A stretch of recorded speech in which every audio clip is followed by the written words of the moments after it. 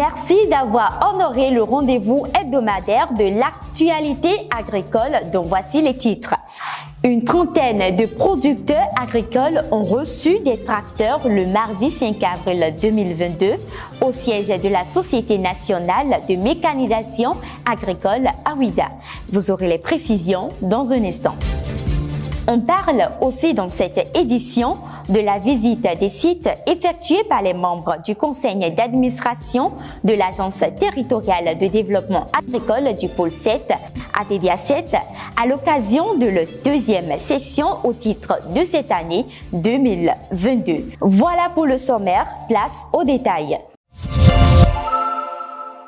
Une équipe de chercheurs du laboratoire de biomathématiques et d'estimation forestière LABEF de l'Université d'Abomey-Calavi a présenté lundi 4 avril dernier au centre Anouarit d'Abomey-Calavi les résultats du projet de recherche à l'élaboration d'un plan de gestion durable des mangroves au Bénin dans le contexte des changements climatiques arrivés à son terme. C'est à la faveur d'un atelier qui a réuni chercheurs, cadres de l'administration forestière, représentants d'organisations non gouvernementales et des collectivités locales. La société de mécanisation agricole Sonama a procédé à la remise officielle de tracteurs à une trentaine de producteurs AWIDA. Cette action s'inscrit dans le but d'aider ces derniers à maintenir la qualité des sols. Voici le compte rendu. Ils sont plus d'une trentaine de producteurs à recevoir chacun des kits composés de tracteurs et de plusieurs autres outils agricoles. Cette remise s'inscrit dans le cadre de la promotion de la mécanisation agricole, des efforts qui permettront de répondre de façon équitable aux besoins de sécurité alimentaire et nutritionnelle de la population béninoise. Nous remettons à nos clients les clés des tracteurs qu'ils ont commandés et que nous avons montés à la Sonama. Il faut savoir que le gouvernement et le président Patrice Talon ont décidé de pousser la mécanisation. L'opération de remise de clés de tracteurs qui a démarré ce mardi 5 avril va s'étendre sur tout le mois d'avril. Grâce à la disposition des machines agricoles, les producteurs peuvent désormais emblaver de grandes superficies. Nous avons créé des kits. Dans le kit, qu'est-ce qu'il y a? Il n'y a pas qu'un tracteur. Il y a le tracteur, mais un certain nombre d'autres outils comme les semoirs, les billonneuses, les charrues, etc. On a choisi des kits et des outils qui permettent de maintenir la qualité des sols, mais qui assurent dans le même temps que le tracteur est utilisé toute l'année. Le tracteur n'est pas utilisé que pour une partie comme le labour, il sera utilisé aussi pour la récolte, parce que nous avons des outils de récolte que nous pouvons rajouter. Il sera utilisé pour le semis, il sera utilisé pour le transport. C'est pour ça que vous avez vu que nous avons des remorques, par exemple. Environ 450 producteurs sont concernés et pourront recevoir leur kit dans les tout prochains jours. Merci à Cédric Bakpé. En conseil des ministres, ce mercredi 6 avril 2022, le gouvernement a décidé de la mise en place du comité d'orientation pour le développement de l'élevage. En effet, les différentes initiatives du gouvernement entrant dans le sens de la promotion de l'élevage méritent d'être renforcées en vue d'obtenir des résultats plus probants. Cela passe donc par l'effectivité d'un cadre stratégique de réflexion pour prendre en charge de façon holistique la question du développement de l'élevage et de la promotion des éleveurs. C'est ce qui justifie la mise en place du comité d'orientation pour le développement de l'élevage. Il aura pour mission notamment de coordonner la mise en œuvre des directives du gouvernement destinées à favoriser l'essor de l'activité ainsi que la cohabitation harmonieuse entre agriculteurs et éleveurs. Je l'annonçais en titre, les membres du conseil d'administration de l'Agence territoriale de développement agricole du pôle 7 ont effectué une descente sur plusieurs sites dans le département de l'Atlantique en vue de passer en revue les réalisations faites au profit des producteurs. Suivez les détails avec Ruth Edo. Les membres du conseil d'administration de l'Agence territoriale de développement agricole pôle 7 ATDA 7 ont effectué une visite de quelques sites de réalisation de l'agence dans les communes d'Alada, de Pomassé et de Ouidar à l'occasion de leur deuxième session au titre de cette année 2022. Les membres du conseil d'administration ont souhaité aller voir sur le terrain les réalisations physiques de l'ATDA par rapport au budget que chaque année on leur alloue.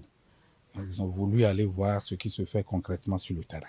Le marché d'ananas de Sékou, l'unité de production de charbon actif, les sites d'élevage de volailles, l'aménagement maraîcher du site de Yovokodji, 5 hectares, et enfin le centre piscicole sont entre autres les sites de production agricole visités par les membres du CA. Hier, quand on a été, on a vu vraiment que ça répond. Nous remercions vraiment l'État et nous demandons également à l'État qu'il y a encore beaucoup de demandeurs qui attendent. Si un transfert peut être fait aussi à leur endroit, ça donnera de plus en plus d'émotion. Tout ce qu'on a vu hier, ça montre que il y a beaucoup de choses qui se passent dans le monde agricole.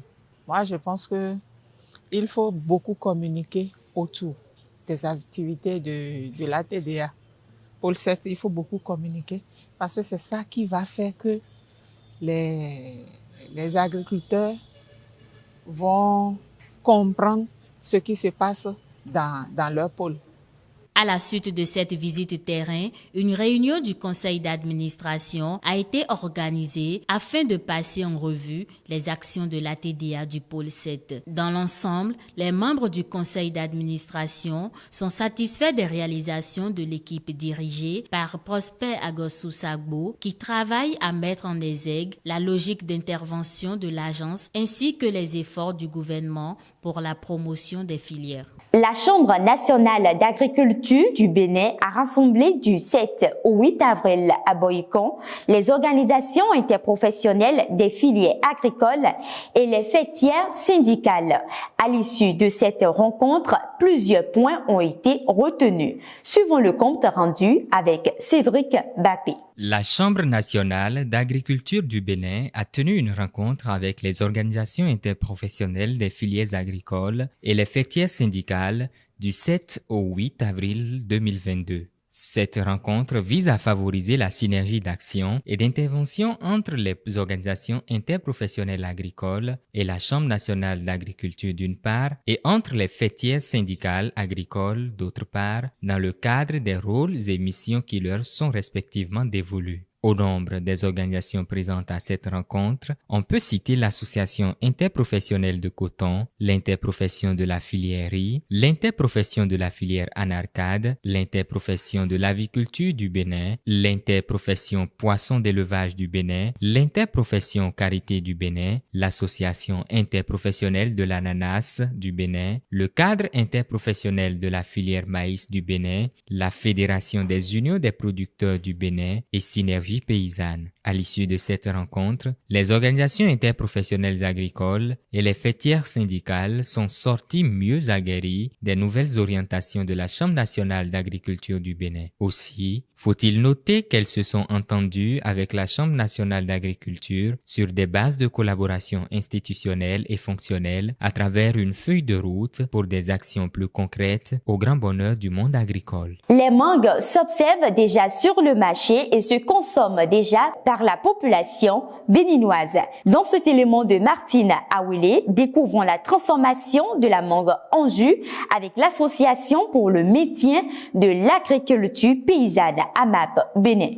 La mangue est le fruit tropical le plus consommé au monde après la banane. En période de forte production, sa transformation reste toujours faible, alors que le processus est pourtant simple. Après la phase des préliminaires, s'ensuivent celle de la réception des mangues, du triage, du lavage, du pesage, du découpage, du dénoyautage, du broyage, du filtrage, de la cuisson, de la stérilisation des bouteilles, de la mise en bouteille et du capsulage, de la pasteurisation, de l'étiquetage et enfin celle de la mise en stock. Nos produits sont certifiés bio SPG, mais également nous appliquons également pour obtenir la certification générique qu'on appelle autorisation de mise sur le marché pour pouvoir garantir au maximum la qualité de nos produits pour le bien-être des consommateurs béninois et au-delà.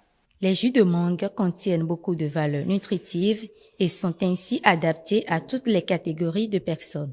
En page inter, la préfecture de la Dordogne en France a fait ce mardi 12 avril un nouveau point sur la situation de la grippe aviaire dans le département. On compte désormais 17 foyers identifiés. C'est 5 de plus que vendredi dernier et 48 communes du département sont désormais en zone de protection, soit 8 de plus que la semaine dernière. Dans ces communes situées dans un périmètre de 3 km autour des foyers confirmés, des abattages préventifs peuvent être demandés. À ce jour, 133 653 volailles ont été abattues dans le département, dont 10 800 rien que pour la journée du 11 avril. La préfecture rappelle notamment aux particuliers l'obligation de confiner leurs volailles ou de mettre en place des filets de protection ainsi que de surveiller leurs animaux. Le prix des engrais a doublé cette année, notamment celui des engrais azotés. C'est une des conséquences de l'augmentation du prix du gaz indispensable pour leur production. Les agriculteurs de Côte d'Or craignent de ne pas pouvoir entrer dans le fait pour l'année prochaine. Ces agriculteurs vont devoir changer leur plan pour espérer faire une récolte rentable en 2023.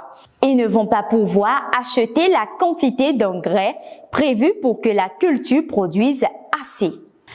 Ici s'achève cette édition informative. Merci de nous avoir suivis et n'oubliez pas de prendre le prochain rendez-vous.